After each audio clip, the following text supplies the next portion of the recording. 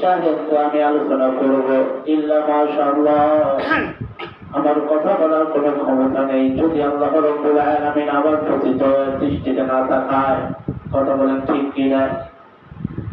আল্লাহ রাব্বুল আলামিন সুবহানাহু ওয়া তাআলা নবী জনাব মুহাম্মদ রাসূলুল্লাহ সাল্লাল্লাহু আলাইহি ওয়াসাল্লাম ফজরের নামাজ আদায় করে আম্মা জান ফাতেমা রাদিয়াল্লাহু তাআলা আনহার ঘরে গেলেন।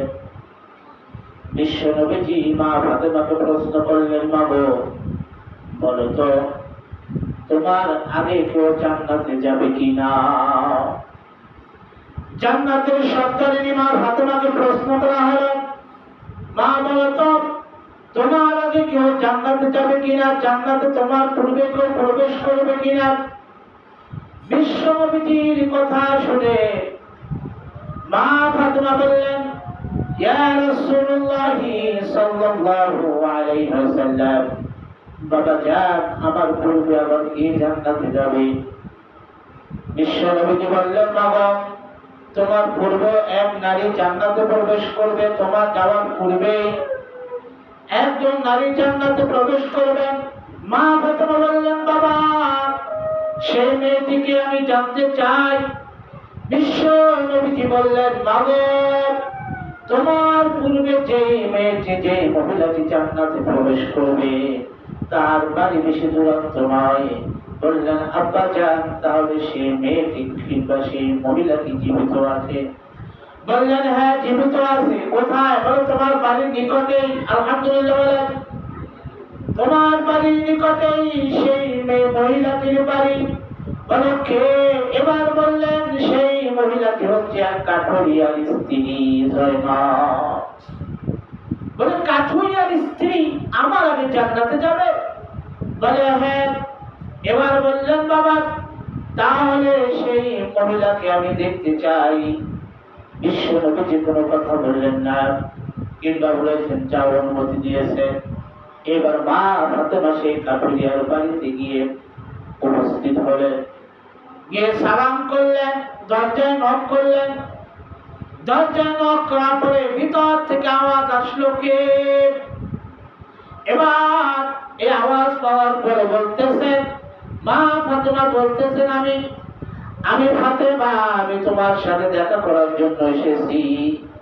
মহিলাটি ভিতর থেকে আওয়াজ করলো, দুঃখিত আমি আপনার সাথে দেখা দিতে পারবো না।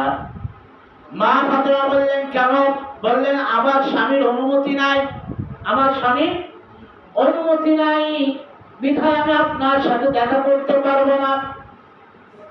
এবার মা ফাতেমা বললেন, বোন রে তুমিও তো নারী, আমিও নারী, তাহলে আমার কিসের অনুমতি প্রয়োজন?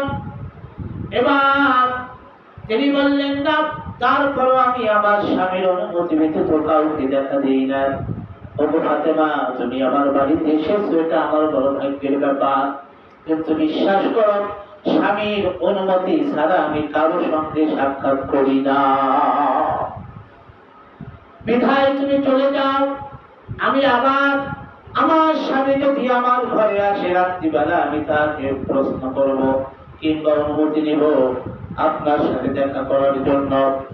এবার মা ফাতেমা অনেকক্ষণ দাঁড়িয়ে বললেন, দেখো তুমিও তো নারী, আমিও নারী, অর্থাৎ নারী নারীর সাথে দেখা করবে, কথা বলবে, তো অনুমতি কি? এবার তিনি বললেন, না আমি আমার স্বামীর অনুমতি ব্যতীত কারোর সাথে দেখা করি না, কারোর সাথে সাক্ষাৎ করি না। নিশ্চয় আমি আমার স্বামীর অনুমতি নিয়ে আপনার সাথে দেখা করব। দুঃখিত আপনি চলে যাইতে পারেন, আপনি কালকে আসবেন, আমি আমার স্বামীর কাছ থেকে অনুমতি নেব।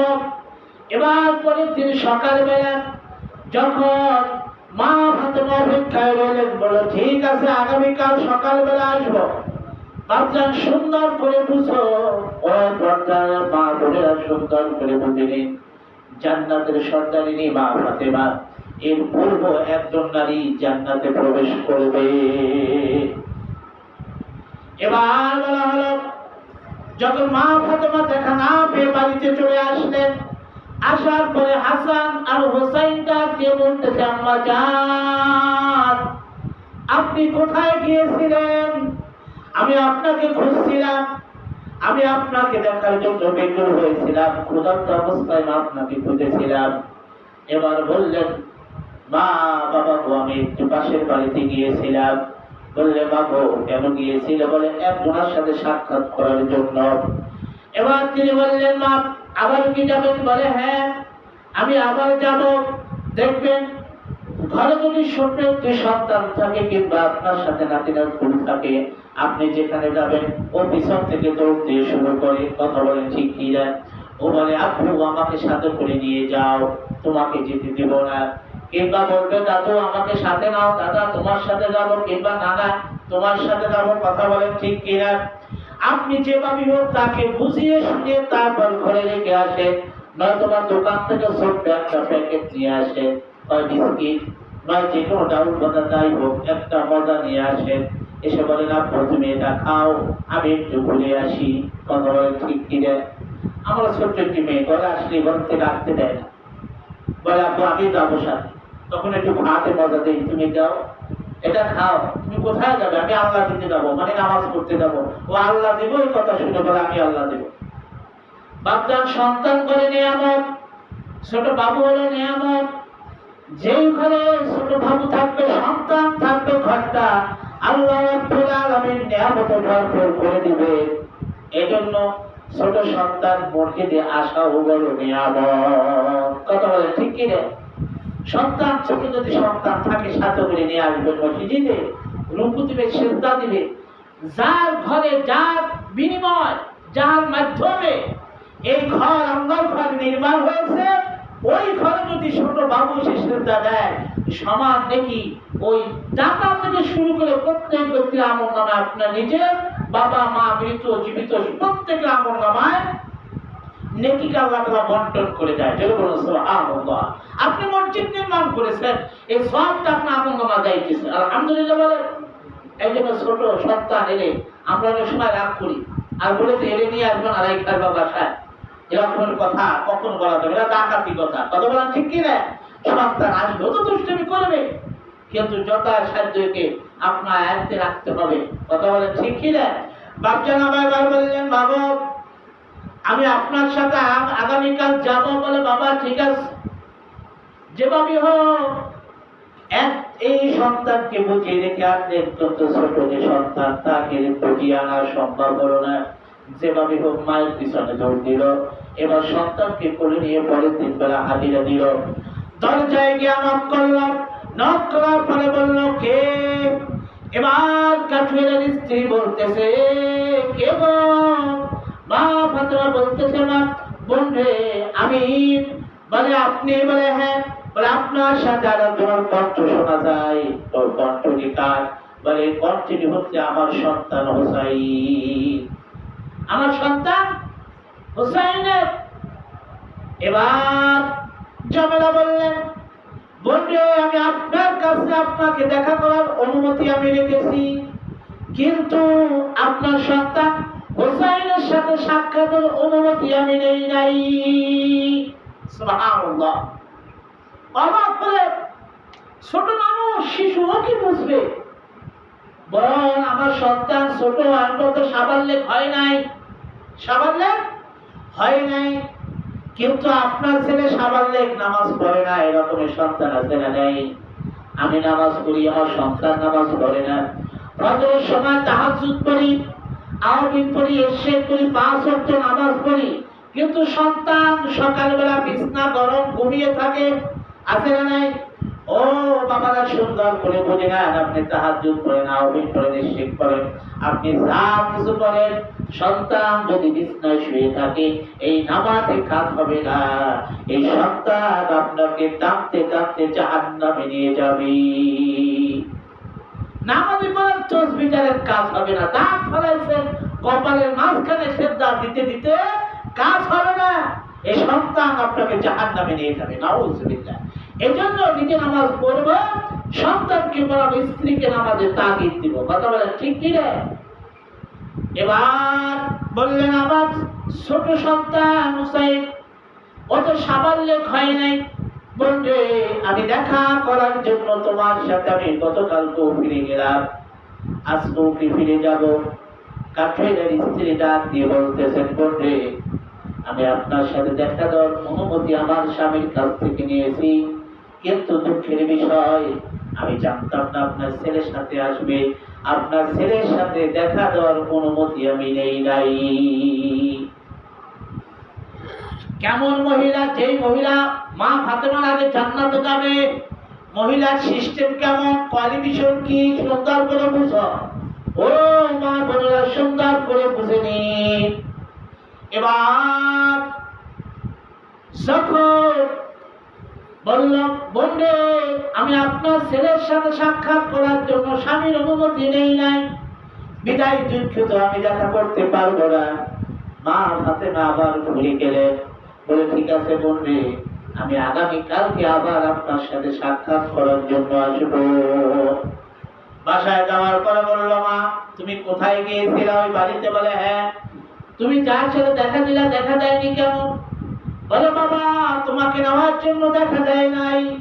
বলে, মা গো, তার সাথে তোমার কি সাক্ষাৎ? এবার মা ফাতেমা ডাক দিয়ে বলতেছে, বাবারে, যাকে না বানাইলে তামাম দুনিয়া হইত না, ওই আখির নবী জনাবে মুহাম্মদ রাসূলুল্লাহ সাল্লাল্লাহু আলাইহি ওয়াসাল্লাম কথা আমার আব্বা জান বলেছে, এই মহিলা নাকি আমার আগে জান্নাতে প্রবেশ করবে।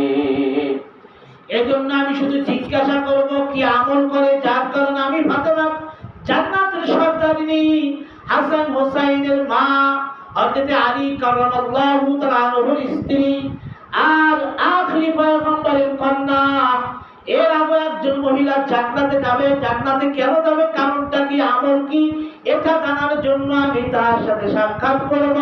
হোসাইন ডাক দেয়া বললেন, বাবু তাহলে আগামীকাল আমি আর যাব না। সুবহানাল্লাহ। যেমন মা তেমন সন্তান, আলহামদুলিল্লাহ বলবেন না? বাজারে গেলে, মার্কেটে গেলে, কাপড়ের দোকানে গেলে দেখা যায় মা আর মেয়ের কারবারটা কি, কথা বলেন ঠিক কি রে? মেয়েটার সাথে তার সাথে মা আরো বেশি, এক গুণ বেশি সাথে, কথা বলেন ঠিক কি রে? সাদার সিস্টেম ভিন্ন।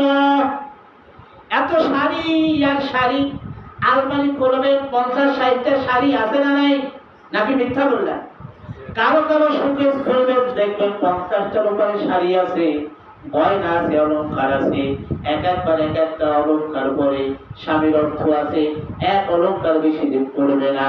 আবার এক একটা শাড়ি এক একদিন নতুন দামি দামি শাড়িগুলো ঢুকাইয়া রাখছে। আর বিশ্বাস করো, মা ফাতেমা শাড়ি দিয়ে ঠিক মতো শাড়ি পরতে পারে নাই। তোমার ঘরে ঘরে শাড়ি সুখের আলমা দিয়ে ভরা, আলমারিতে সুখে বেটারে শাড়ি সাজানো, আবার যখন দেখা যায় পুরানো হয়ে যায়, এইটা গরিবকে দান করে দিলাম। আছে না রে? পুরান হয়ে গেল, যেটা দুর্বল, এখন আস্তে আস্তে কাপড় উঠে গেল, এটাকে আল্লাহ রাস্তা মানে গরিবকে দিয়ে দিলাম। কিন্তু আল্লাহ তারা কি বলতেন, দাও, যেটা তুমি পড়তে পারবে সেই ধরনের কাপড় তুমি পরিয়ে দাও, কিংবা গরিবকে দাও। বাচ্চা নেই। মা ফাতেমা পরের দিন সকালবেলা একাকি গেল, দরজায় গিয়ে নক করলো, ভিতর থেকে আওয়াজ এলো, কে? এবার বললেন, বোন আমি ফাতেমা। এবার দরজা খুলে দেওয়া হলো। খুলে দেওয়ার পরে ভিতরে প্রবেশ করা হলো। প্রবেশ করার পরে ফাতেমা জিজ্ঞাসা করলেন, বাবা কি আমলটা করলে বোন, বলো তো? যে আমলের বিনিময় বলা হয়েছে আপনি নাকি আমার আগেই জান্নাতে চলে যাবে। সুবহানাল্লাহ। বলা হয়েছে আমার আগে আপনি জান্নাতে চলে যাবেন। এই কথা বলার পরে বলতেছে, বোন আমি তো তেমন কোনো আমল করি না। আমার ঘরের উপরে দেখো, আমি চাবুক রেখে দিলাম, রশি রেখে দিলাম, একটা লাঠি রেখে দিয়েছি। কি কি রাখছি বলে? একটা চাবুক, একটা রশি, একটা ছুরি। আমি এই 3টা জিনিস ঘরের ভিতরে রেখে দিয়েছি। রেখে দেওয়ার পরে আমি সাজিয়ে রাখলাম। ফাতেমা প্রবেশ করল, প্রশ্ন করল, বোন রে এগুলো কেন রেখেছ? ছোট ছোট বাচ্চারা ভিতরে চলে আসুন। এই যে সুন্দর পাগড়িওয়ালাদের ছেলেরা প্রস্তাব সহ ভিতরে চলে আসেন, এগুলো নিয়ে আমার আলহামদুলিল্লাহ বলেন। এগুলো নিয়ামত, কথা বলেন ঠিক কিনা? এদের জায়গা করে দেন, সামনে আগিয়ে তোমাদের ওস্তাদ থাকতে তাদেরকে নিয়ে আসো। বাচ্চা আমার সুন্দর করে বুঝতে হবে। এবার ঠাকুর প্রশ্ন করলেন, বলবে এগুলো তুমি কেন ঘরের ভিতরে রেখে দিয়েছ? এবার বলা হলো, ফাতেমাকে বলতেছেন, বোন আমি আমার স্বামীকে অনুমতি দিয়েছি, যদি আমি কোনো বেয়াদবি করি তাহলে আমাকে এই যে লাঠি রেখে দিয়েছেন, লাঠি দিয়ে আমাকে মার দিবেন, তারপরে আমার প্রতি কোনো দাবি রাখবেন না, কেননা জাহান্নামের আযাব সইতে পারবো না। অবাক হয়ে গেলেন, বলল বুঝলাম লাঠির বেলায় তোমার অপরাধের শাস্তি হবে। এবার বলা হলো, লাঠি না হয় রাখা হলো বুঝলাম, তাহলে তুমি এই রশি কেন রাখলাম? মা ফাতেমা প্রশ্ন করলেন, বলবে তুমি রশিটা কেন রেখে দিলা? এবার বললেন, রশি রাখলাম এই কারণে, যদিও আমি কোনো জানতে আমার স্বামীর অন্তরে ব্যথা দেই, তাহলে রশি দিয়া বাইধা তারপরে আমাকে আঘাত করবে, যাতে আমি স্থানান্তর না হতে পারি। যাকে বলে নারী, আর বর্তমানে নারী স্বামীকে কেয়ারি করে না, কথা বলে ঠিক কিনা? ডিউটিতে যায়, ছুটির 1 ঘন্টা পরে ঘরে ফিরে আসে, প্রশ্ন করলে তোমার দরকার আছে? 1 টাকা কামাই করে রোজগার করার ক্ষমতা নাই, আমি কি করি তার খবর তোমার নেওয়ার দরকার কি আছে না নাই? ভাবছেন মাকে ফিরে আসতে হবে। সুন্দর করে বুঝো, এই ক্ষমতার জন্য আল্লাহ রাব্বুল আলামিন দুনিয়াতে পাঠাই নাই। আবার কোনো কথা বললে ক্ষমতায় আমরা বসে আছি, আমরা ক্ষমতায় আমরা বসে আছি, এরা ক্ষমতায় আছে। কিন্তু বিশ্বাস করো, কোরআন যেই ক্ষমতা দিয়েছে সেই ক্ষমতা যদি অনুরূপ ভাবে পালন করতে পারো, তবেই মাগো তোমার জন্য জান্নাত, নতুবা তোমার জন্য জাহান্নাম। আছে না নাই? বাচ্চার সুন্দর করে বুঝুন, বর্তমান জমানাতে এমন হয়ে গেছে নারীদের মধ্যে ব্যবসায়। আপনার চলাফেরা ভদ্রতা যদি আপনার ভিতরে চলে না আসে, আমার স্ত্রী কিভাবে চলবে যদি আমি শিখ না দেই? মনে করবেন না আমি নামাজি হওয়ার পর, আলেম হওয়ার পর, ইমাম হওয়ার পর মনে হয় বেঁচে গেলাম। আমার স্ত্রী কিরকম চলবে তার যদি বেটি ভাই আমি না করে দেই, তাহলে আমি ইমাম হওয়ার পর আমার প্রতি ছাড় দেওয়া হবে না। কারণ আল্লাহর নিয়মের কোনো ছাড় হয় না, আল্লাহর বিচারে ছাড় হতে পারে না। দুনিয়ার বিচারে আপনার দোষীকে খালাস করে দেওয়া হয়, আর যারা ইসলামের কথা বলে কিংবা ন্যায় কথা বলে তাদেরকে বন্দী করে রাখা হয়। কথা বলেন ঠিক কিনা?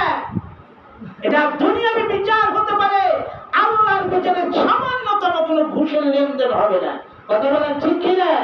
বাপ জানামা এবার বললেন, বোন রে তাহলে তুমি চাবুক কেন রাখলা? ছুরি নয় বুঝলাম, চাবুকটি কেন রাখলা? এবার বললেন, বোন ফাতেমা শোনো, এই কারণে চাবুকটা রেখে দিয়েছি আর স্বামীকে অনুমতি দিয়েছি, যদি এমন কোন অপরাধ করে বেশি যার স্বামী মনে অন্তরে কষ্ট পেয়েছে, ক্ষমার যোগ্য নয়, তাহলে আমি আমার স্বামীকে অনুমতি দিয়েছি এই ছুরি দিয়ে আমাকে আঘাত করবে, যেইভাবে যখন যেভাবে ইচ্ছে হয় আমাকে আঘাত করবে, প্রয়োজনে আমাকে জবাই করে দিবে, তারপরে দুনিয়ার শাস্তি ভোগ করতে রাজি, জাহান্নামের আযাব ভোগ করতে রাজি না। নারীটা কেমন নারী? মা ফাতেমা কথা বলে শুনে বললেন, বলবে আর কি আমল করো বলো? বলে আর তো আমল আমার কাছে নাই, এই আমলগুলোই আমি করে থাকি। এই কথা শোনার পরে মা ফাতেমা সামনে থেকে অগ্রসর হয়ে বাড়িতে চলে গেলেন। এবার বাবার সাথে বহস করবে। কার সাথে? বাবার সাথে কথা বলেন না, কার সাথে? বাবার সাথে কথা বলবেন। আবার চলে আসলেন বিশ্ব নবীজি, আখিরি নবী জনাবে মুহাম্মদ রাসূলুল্লাহ সাল্লাল্লাহু আলাইহি সাল্লাম ফজরের নামাজ আদায় করার পরে আবার আম্মা ফাতেমার সাথে দেখা করার জন্য এলো। বিশ্ব নবীজি দৈনিক ফজরের নামাজ আদায় করে পায়চারি করে এরপরে মা ফাতেমা করে প্রথমে গিয়ে উঠতেন। আলহামদুলিল্লাহ বলবেন না? মেয়েরা হচ্ছে নিয়ামত। মেয়েরা কি নিয়ামত? মা ফাতেমার ঘরে যাবেন তবে কিতাবে আছে বিশ্ব নবীজি প্রতিদিন চাইতেন, কিন্তু 3 দিন যান না। কয়দিন? 3 দিন ফজরের নামাজ আদায় করার পরে মা ফাতেমার সাথে সাক্ষাৎ করতে যায় না। মা ফাতেমা পেরেশানি হয়ে গেল, কারণটা কি আব্বা জান কেন আসে না? 3 দিন না পাওয়ার পরে মা ফাতেমা নিচে গেলেন, আব্বা জান প্রতিদিন ফজরের নামাজের পরে আমি অপেক্ষা করি আমার বাবা আসবে, বাবার সাথে সাক্ষাৎ করব। হাসান হোসেন বসে থাকে, কিন্তু কি কারণে আপনি যাচ্ছেন না আমি জানি না। বিশ্বনবী বললেন, মা গো আমি তোমার সাথে দৈনিক দেখা করার জন্য যাই মা গো, কিন্তু তুমি তো জানো না আমি তোমার ঘরে প্রবেশ করার পূর্বেই আমাকে অসংখ্য ফেরেশতারা তোমার ঘরের থেকে আমাকে সালাম দেয়। সুবহানাল্লাহ। তোমার ঘরে প্রবেশ করার পূর্বেই তোমার ঘরের থেকে অসংখ্য ফেরেশতা আমাকে সালাম দেয়। বাবা জান ওই ফেরেশতাগুলো কারা? বিশ্ব নবী বলতেছেন, বাবা ওই ফেরেশতাগুলো হলো রহমতের ফেরেশতা। এই রহমতের ফেরেশতা কোথায় থাকে বাবা? বললে মাগো যেই ঘরে স্বামী আর স্ত্রী মহব্বত থাকে ওই ঘরে আল্লাহ রাব্বুল আলামিন অসংখ্য রহমতের ফেরেশতা পাঠিয়ে দেয়। সুবহানাল্লাহ। স্বামী স্ত্রী মহব্বত একটা নিয়ামত। কথা বলেন ঠিক কি না? স্বামী স্ত্রীর ভিতরে যদি মহব্বত থাকে ওটা নিয়ামতে ভরপুর হয়ে থাকে। যেটা বলুন না সুবহানাল্লাহ। স্বামী স্বামীর দিকে তাকাবে, স্বামী স্ত্রীর হাত ধরবে, উভয় হাতের মাঝখান থেকে আঙ্গুলের ফাঁকার থেকে সগীরা গুনাহ মাফ হয়ে যাবে। যেটা বলুন না সুবহানাল্লাহ। স্বামী যদি স্ত্রীর দিকে তাকাবার পরে স্বামীর মনটা শীতল হয়, আমার স্বামী নাম্বার 1, তার মানে আমি যেভাবে চাই সেভাবে ভিন পুরুষের দিকে তাকায় না, ভিন মহিলার দিকে তাকায় না, কুমন্ত্রণা করে না, আমাকে নিয়ে খুশি। ওই স্ত্রী যদি স্বামীর দিকে তাকায় আর যদি অন্তর ঝুলিয়ে যায় আর স্ত্রী যদি সাক্ষী দেয় আমার স্বামী আমার জন্য সবচাইতে ভালো, আল্লাহ হাবিব বলেন ওই স্বামী বিনা হিসাবে জান্নাতে চলে যাবে। বাসার থেকে মনে রাগ করে আছে, রাগ করছেন নেই তা আওয়াজ নাই, ব্যাপারটা কি বুঝি?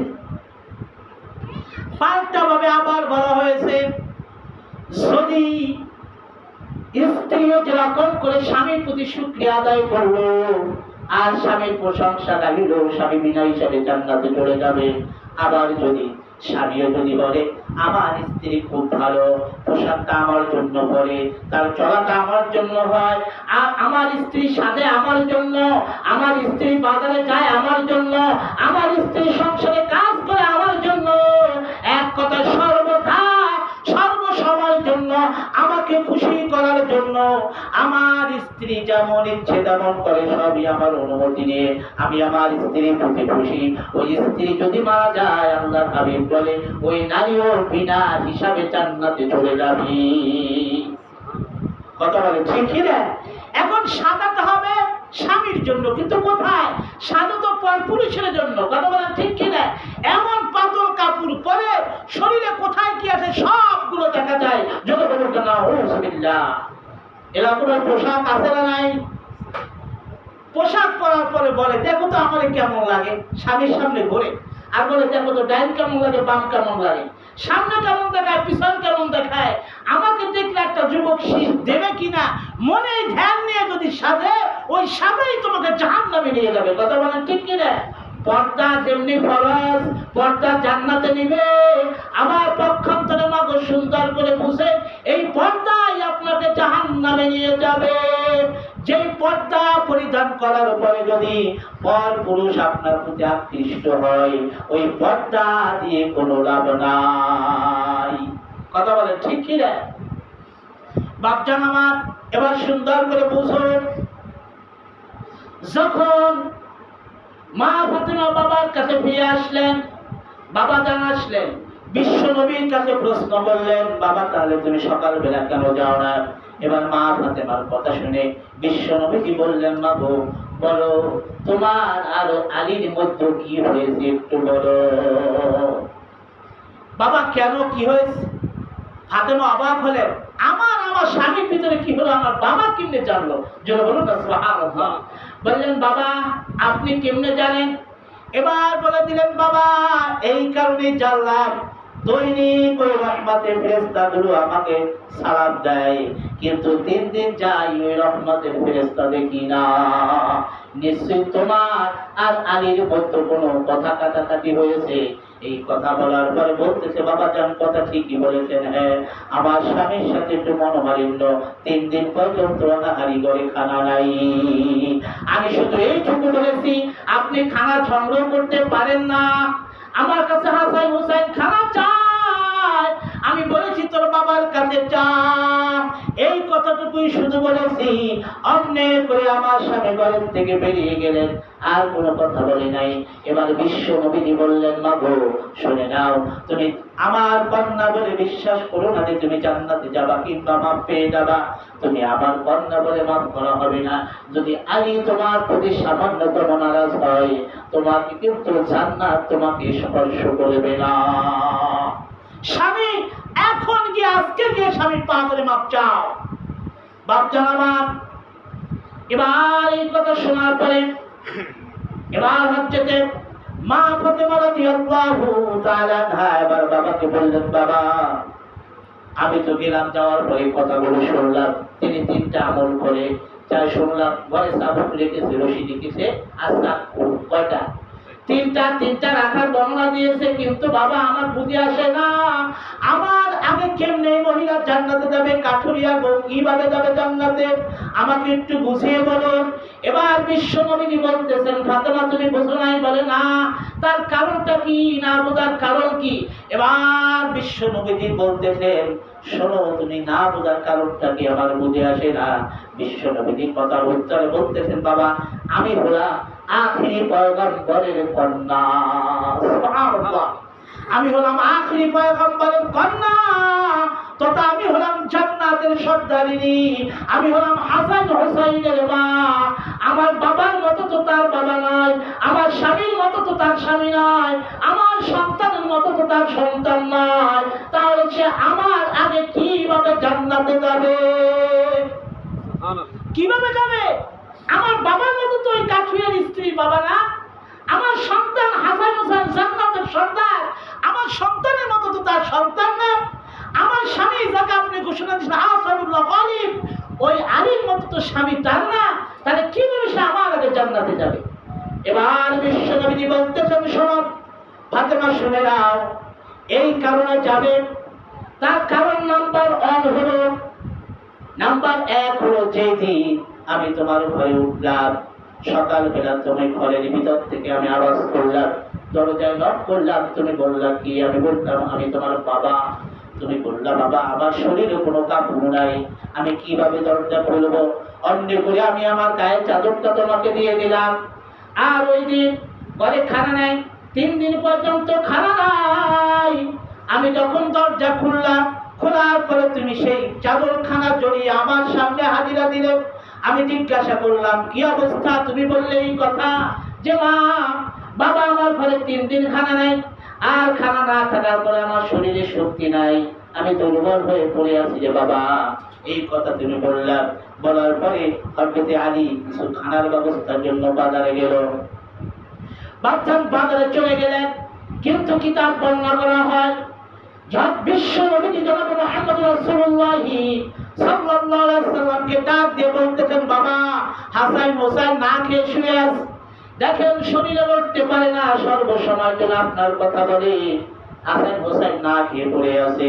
বিশ্ব নবী চোখের পানি ছেড়ে দিয়ে ঘর থেকে বাইর হয়ে বলতেছে, কি আসো, আমি আজকে কাজ করব, সামান্য কিছু খানার বিনিময়। বিশ্ব নবী বলতেছেন, হাঁটতেছেন, হাঁটতে হাঁটতে যাওয়ার পরে দেখলেন এক ইহুদি খেজুর গাছে পানি দিতেছে। কি তাই বলে?